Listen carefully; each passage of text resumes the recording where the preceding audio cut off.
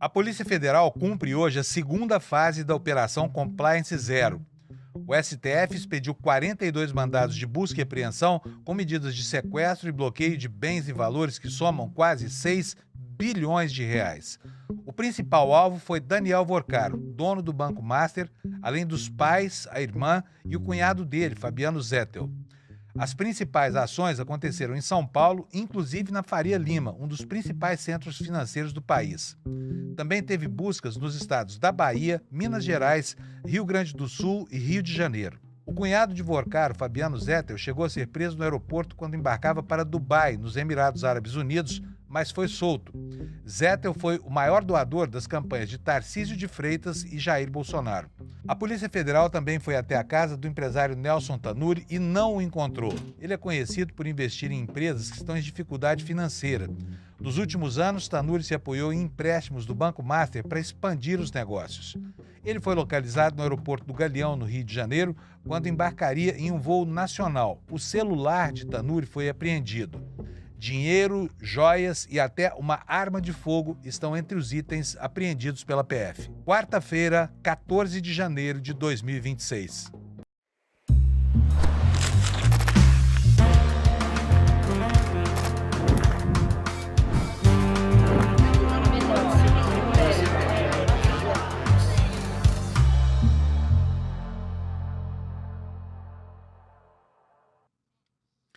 Bom dia para você, eu sou o Fábio Panunzio, estou hoje aqui no lugar da Gabi Varela, numa manhã muito movimentada no Brasil. A Gabi volta amanhã, ela estará aqui com vocês, tá bom? E hoje nós vamos conversar com o Lula Costa Pinto, Luiz Costa Pinto, que é, com certeza, o jornalista mais bem informado sobre as questões intrincadas aí que envolvem o Banco Master, né? Que se tornou uma caixa de Pandora, com infiltração nos três poderes. Lula, bom dia para você. Obrigado aqui por estar disponível para a gente bater esse papo. Lula, deixa eu começar te perguntando uma coisa. Eu conversei com um amigo meu que é delegado da Polícia Federal e ele disse que essa operação de hoje, que envolveu 42 mandados de prisão e busca e apreensão, é considerada mais ou menos como a pesca do marlim azul. E veio o marlim azul, o telefone celular do Nelson Tanure. Eu queria saber de você o que isso significa. Por que tanta importância dada ao nome de Tanure, que agora aparece no radar da Polícia Federal formalmente? Fábio, primeiro bom dia quem nos ouve, quem nos assiste aqui no Em Detalhe. Né? E vamos retomar a conversa que já tivemos no nosso Desperta ICL. Né? De fato, o Nelson Tanure é um nome central que surge agora nessa segunda fase da Operação Compliance Zero, que vai apurar, vai chegar em todo o novelo desse fio de fraudes, irregularidades bancárias, fraudes bancárias, corrupção, desvio, advocacia administrativa do caso Master. O Nelson Tanure, ele se organizava junto com um outro investigado dessa fase agora, que é o João Carlos Mansur, que não foi preso, está no exterior, não teve o celular apreendido ainda, nem o notebook, né, mas a casa dele e o escritório dele também sofre mandados de busca e apreensão. Também sofreu esta manhã mandados de busca e apreensão. E ainda falta um terceiro nome nessa trinca, que é o de Maurício Quadrado, que não está nessa fase, né, de investigações agora, mas estará nas próximas e esteve na primeira fase da Compliance Zero.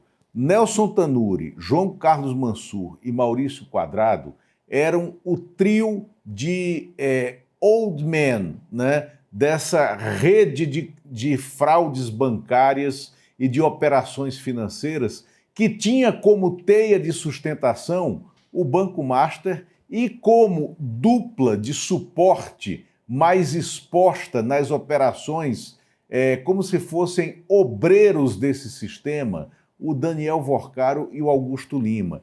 Então, a partir de hoje, Fábio, a gente está tendo condição de dizer claramente que, apesar do tamanho que tinham Daniel Vorcaro e Augusto Lima, o sócio deles, eles eram obreiros desse esquema que tinha como trio condutor Nelson Tanuri, João Carlos Mansur e Maurício Quadrado, que não está nessa operação. E é como se estivesse a sustentar todos eles, né, colocando um fio de proteção, uma máscara de proteção em torno deles, esse Fabiano Zettel, que você mostrou aí na foto, que é cunhado do Daniel Vorcaro, casado com a irmã do Vorcaro, e o Fabiano Zettel foi o maior doador individual para a campanha do Tarcísio de Freitas ao governo de São Paulo em 2022, doou 2 milhões de reais na pessoa física para o Tarcísio de Freitas e foi o maior doador do Bolsonaro na campanha de reeleição de 2022, doou na pessoa física 3 milhões de reais. Então ele doou sozinho, ele, Fabiano Zettel, que hoje é alvo dessas buscas e apreensões, ele doou para o PL, né, e para os republicanos 5 milhões de reais. E eu quero corrigir aqui uma informação que a gente deu no Desperta, que eu falei que ele se reunia, né, na igreja Lagoinha, lá em Belo Horizonte. Não é. O Fabiano Zettel, assim como o Vorcaro e o pai do Vorcaro, que também é alvo, tá, das buscas e apreensões, assim como a irmã do Vorcaro e um primo do Vorcaro, né, eles são a base estrutural da igreja Bola de Neve, né, que tem como sede também Belo Horizonte, né? E o que está acontecendo hoje, Fábio, é a entrada das investigações de forma exposta no núcleo operacional das fraudes financeiras cometidas pelo Banco Master com a administradora de fundos REAG, que tinha como seu gestor o João Carlos Mansur, que está desaparecido, está no exterior, não está no Brasil, né? Mas os negócios dele estão sob escrutínio, né? E também hoje foram glosados, foram apreendidos eletronicamente, né, pelo sistema do Banco Central, 5,7 bilhões de reais que deveriam estar sendo distribuídos aos investidores fictícios, né, entre aspas, desse sistema na manhã de hoje. Então, o Banco Central trancou essa distribuição de 5,7 bilhões de reais. Tá? E ainda vamos falar aqui, né, do pedaço BRB, né, nessa operação de hoje. Tem algumas coincidências que são muito intrigantes nessa história toda, né? Uma delas começa por essa tentativa do Fabiano Zettel de sair do Brasil para ir para Dubai. Só lembrando aqui que o Daniel Vorcaro dizia que estava também se dirigindo a Dubai quando foi preso no finalzinho do ano passado. E agora o Mansur, que é o nome que aparece como novidade, uma das novidades nessa etapa das investigações, também está viajando. Eu gostaria de saber de você se é só coincidência ou se há mais do que coincidências nessas, digamos, nessas viagens de personagens tão controvertidos, Lula. Não, Fábio, há uma desconfiança de vazamento desde a primeira operação, aliás, desde a Carbono Oculto. A Carbono Oculto, lá atrás, né, não me lembro de quando foi, mas foi do segundo semestre de 2025, na Carbono Oculto já havia uma suspeita de vazamento, né, dessa operação da Polícia Federal, que acabou chegando nas fraudes do Banco Master. Então, depois dela, houve uma segunda operação focada no Piauí, onde essa turma envolvida com PCC, com combustível, tal, com o Magro, né, que é da Refit, também teve uma segunda operação contra eles e havia suspeita de vazamento nessa segunda operação. Aí teve a Compliance Zero no dia 18 de dezembro do ano passado, e o Daniel Vorcaro foi preso no aeroporto, né, de São Paulo, né, indo pegar um jatinho dele, né, um jatinho que ele tinha participação acionária, né, na propriedade do jatinho, e estava embarcando para Dubai, né? E ele foi preso. Isso deu o alerta de que havia talvez uma possibilidade de fuga.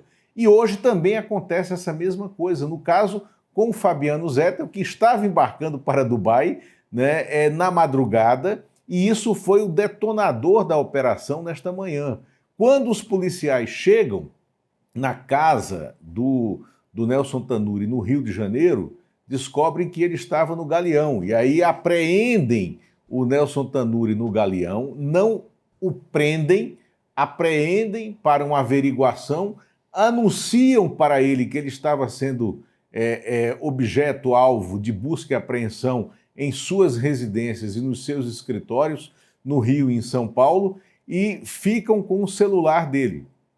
Celular, como você falou aqui, poderosíssimo, porque é nesse celular o Nelson Tanuri é econômico nas palavras, é um personagem difícil da gente conversar, porque ele se considera um ser brilhante, acima de todas as outras inteligências que caminham sobre a Terra, né? E ele costuma dar instruções muito assertivas, objetivas pelo seu celular, tá? E mais um dado, ele tem um sistema de criptografia, né, no celular dele, que ele tem confiança absoluta de que as informações que ele troca lá não serão rastreadas jamais. Esse é um desafio para os investigadores do Banco, os investigadores da Polícia Federal, do Ministério Público e também do Banco Central, que agora estão com um celular precioso do Nelson Tanuri em mãos, né? E volto a dizer, lembrar, o Tanuri estava indo para Curitiba, não estava em direção ao exterior. Mas de Curitiba você facilmente escapa, né, pela fronteira terrestre do Brasil com o Paraguai, por exemplo. Paraguai, para onde o ex-diretor da Polícia Federal, da Polícia Rodoviária Federal, estava fugindo, né? Que quando foi detido, né? Então, é isso. Lula, agora, a gente não pode se esquecer que na origem disso tudo há um processo de fraude contra um banco estatal, que é o BRB, o Banco do Distrito Federal, e com um valor estratosférico de mais de 12 bilhões já identificado, né? Como produto mesmo de falcatruas contábeis aí para dar legalidade a algo que não existia e transformar isso em papéis negociados como ativos do banco.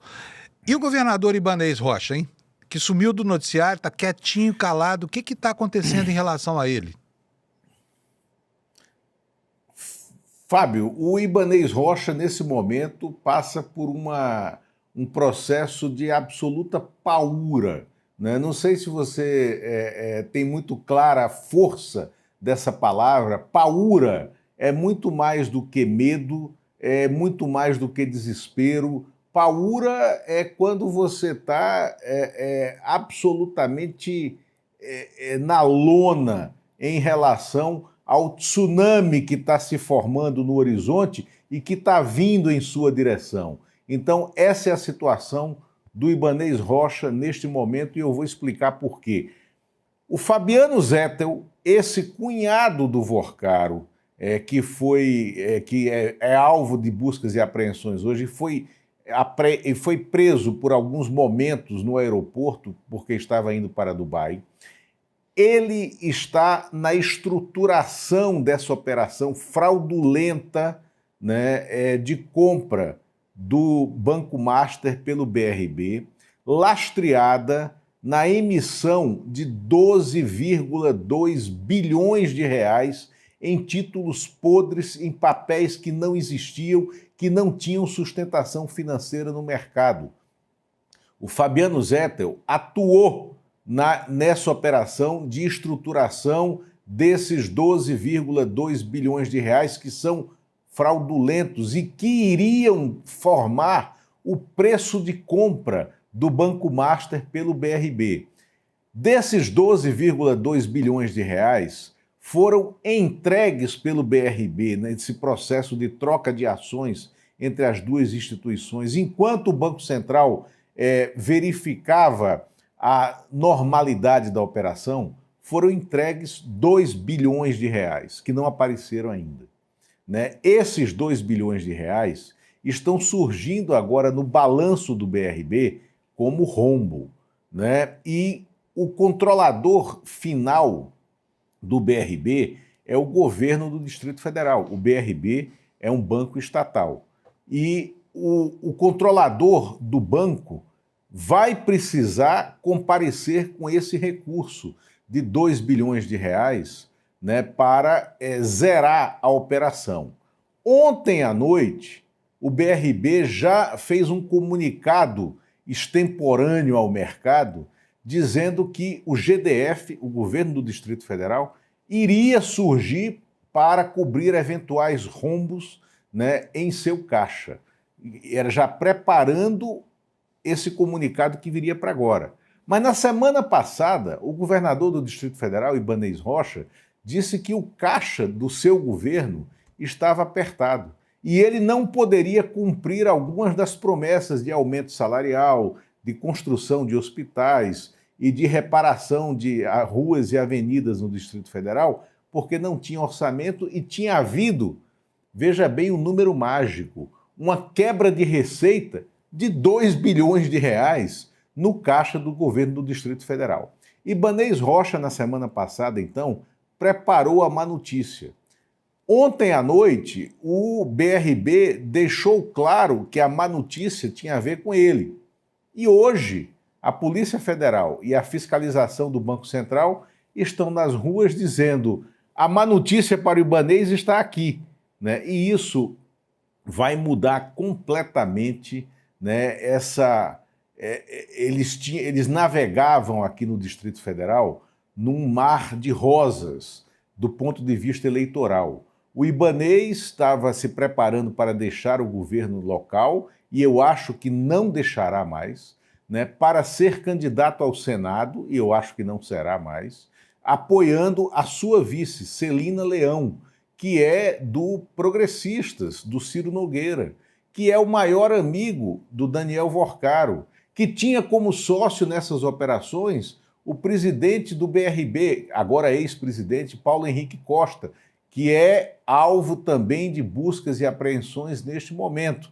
E o Paulo Henrique Costa, ex-presidente do BRB, tem como advogado dele o Kleber Lopes, que foi sócio do Ibanez Rocha e é advogado do Ibanez Rocha também. Então, o advogado do ex-presidente do BRB é o mesmo advogado do Ibanez Rocha. Os dois juntos estão tentando se colocar distantes desse escândalo que já provocou um rombo de 2 bilhões de reais no orçamento do BRB, que é um banco público e que neste momento, Fábio, voltou a ser discutida a possibilidade de federalização do Banco Regional de Brasília ou talvez até a divulgação da incapacidade financeira do BRB de manter as suas operações.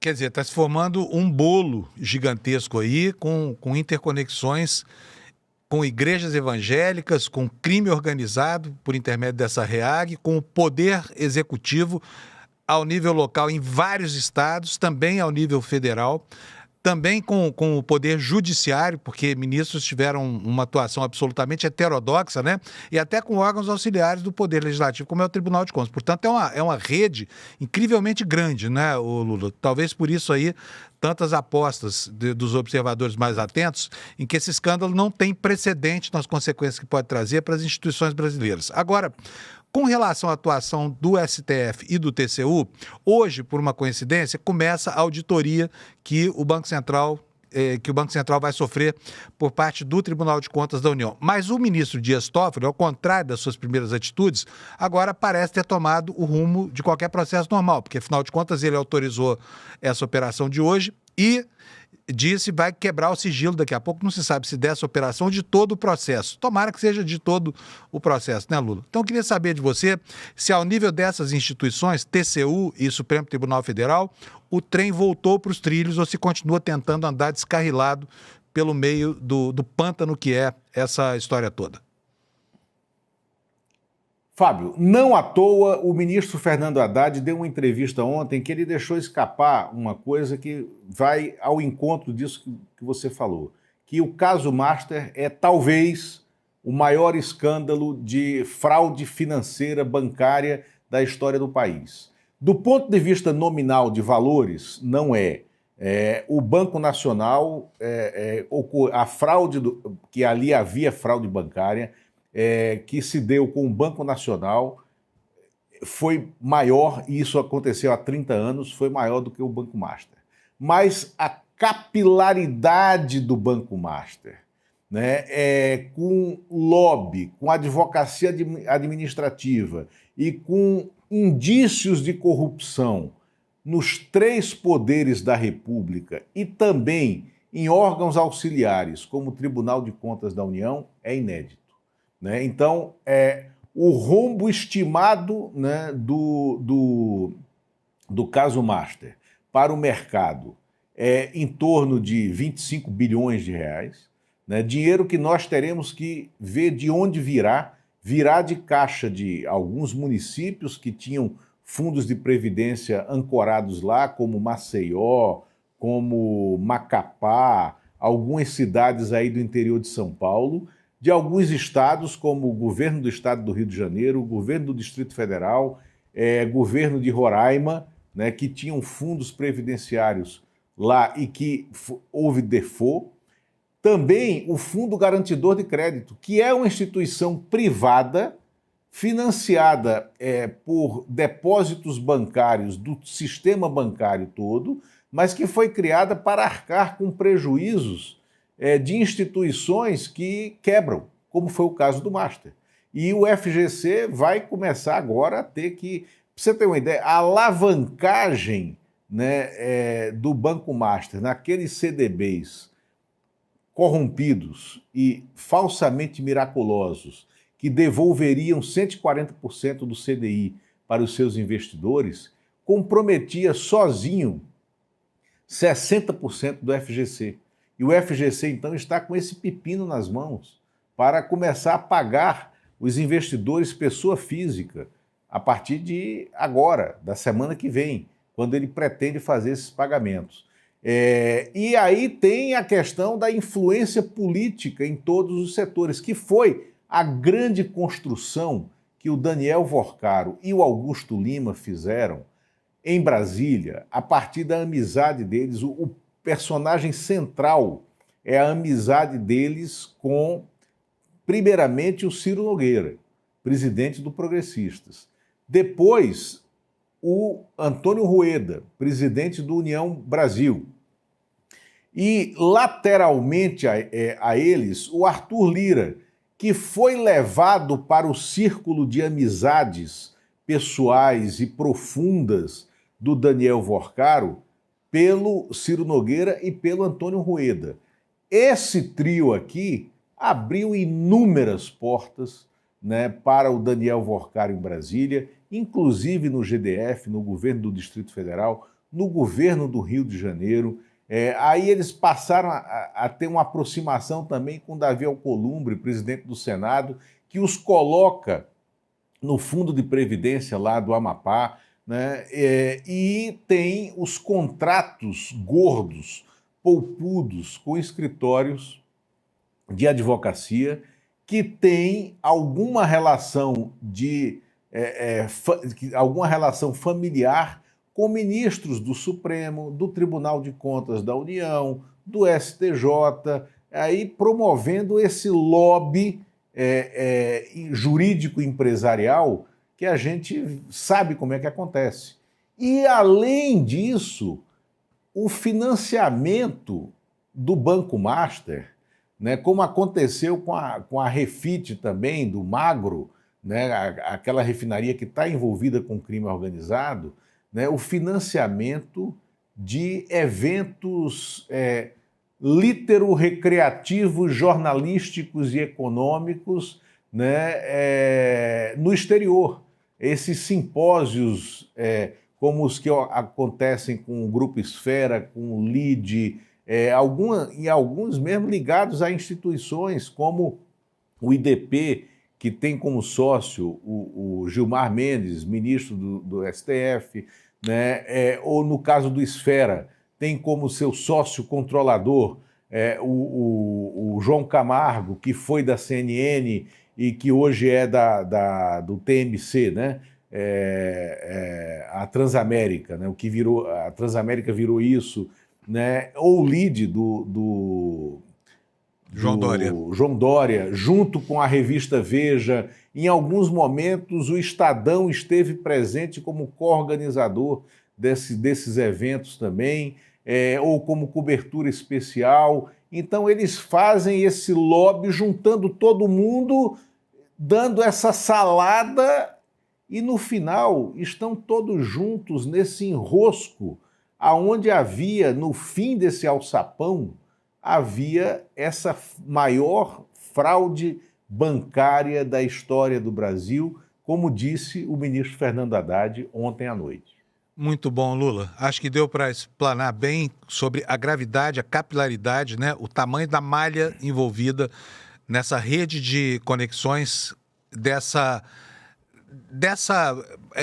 digamos assim, é um polvo de muitos tentáculos, né? Dessa hidra bancária brasileira que tinha compromisso com gente de todos os poderes, nos estados, muitos municípios, no poder legislativo, no poder judiciário, no poder executivo, enfim, todos os lados, né? E se o número se confirmar, porque pode ser que até supere isso, esses 25 bilhões de reais, para que a gente tenha uma ideia do que isso representa no plano da realidade, isso é metade do orçamento da cidade do Rio de Janeiro. Com o escândalo do Banco Master, os contribuintes do Rio de Janeiro poderiam ficar livres de pagar qualquer imposto durante 6 meses. E a prefeitura poderia ter um incremento muito bom se tivesse esse dinheiro à sua disposição, né, Lula? E só para vocês terem uma ideiazinha aqui, eu fiz aqui um comparativo, Lula, olha só. O orçamento de Brasília é 36 bilhões, é um pouco menor do que esse valor que se estima que seja o escândalo do Banco Master. Mas isso só vai ser apurado depois, quando a gente souber efetivamente qual é o tamanho do rombo, né? E principalmente, hein, quando se souber como é que fica a situação, por exemplo, dos fundos de pensão dos municípios que investiram dinheiro nessa espelunca do senhor Daniel Worcário. Um abração para você, Lula. Fábio, um abraço. Só uma síntese aqui do que a gente falou. Eu sei que a gente está no tempo. É o seguinte, é preciso ficar de olho agora a partir dessa operação, nesse trio. Nelson Tanuri, João Carlos Mansur e Maurício Quadrado, que não surgiu ainda, esse Maurício Quadrado, e no BRB. O BRB está na antessala da liquidação, né? E quem será responsável por essa quebra, por esse default do BRB, chama-se Ibanez Rocha. E juntando tudo isso, está a dupla Daniel Worcário e seu cunhado Fabiano Zettel. Muito bom, Lula. Brigadíssimo. Que você continue assim tão empenhado em trazer essas informações quanto foi durante o dia de hoje, porque nessas duas oportunidades, no jornal, no Desperta e aqui no Em Detalhes, foi muito bom ter você conosco, porque você é com certeza um dos jornalistas brasileiros mais bem informados, se não mais bem informado, sobre essa confusão toda. Um abração, Lula. Obrigado, viu? Obrigado, Fábio. Abraço. Tchau. E para vocês que nos acompanharam aqui, eu agradeço a audiência, peço a sua atenção. A gente volta amanhã no Desperta, às 7 horas da manhã. Você está convidado para assistir o nosso programa e depois aqui no Em Detalhes com a Gabi Varela, tá bom? Obrigado pela sua audiência e até amanhã. Tchau. Nos últimos meses, o mercado financeiro do Brasil viu de tudo. Dólar oscilando, bolsa surpreendendo, fundos multimercados se recuperando depois de anos. Enquanto isso acontecia, muita gente que segue o mercado tradicional simplesmente não entendeu nada. Porque a verdade é uma só. O que o consenso do mercado fala não é necessariamente o que acontece no mundo real. E é justamente por isso que no dia 29 de janeiro, às 8 horas, eu, Débora Maganha, vou estar lado a lado ao Eduardo Moreira no Mapa da Mina de 2026. Uma aula gratuita para te mostrar os caminhos para os investimentos e finanças em 2026, mostrando as tendências para dólar, bolsa, juros, fundos e oportunidades. Sem o filtro da Faria Lima, sem interesse escondido e sem armadilha. Todos os dias, as principais notícias do Brasil e do mundo direto no seu WhatsApp, com informação de qualidade e sem fake news. Escaneie agora o QR Code e entre para o canal do ICL Notícias. Informação que importa onde você estiver.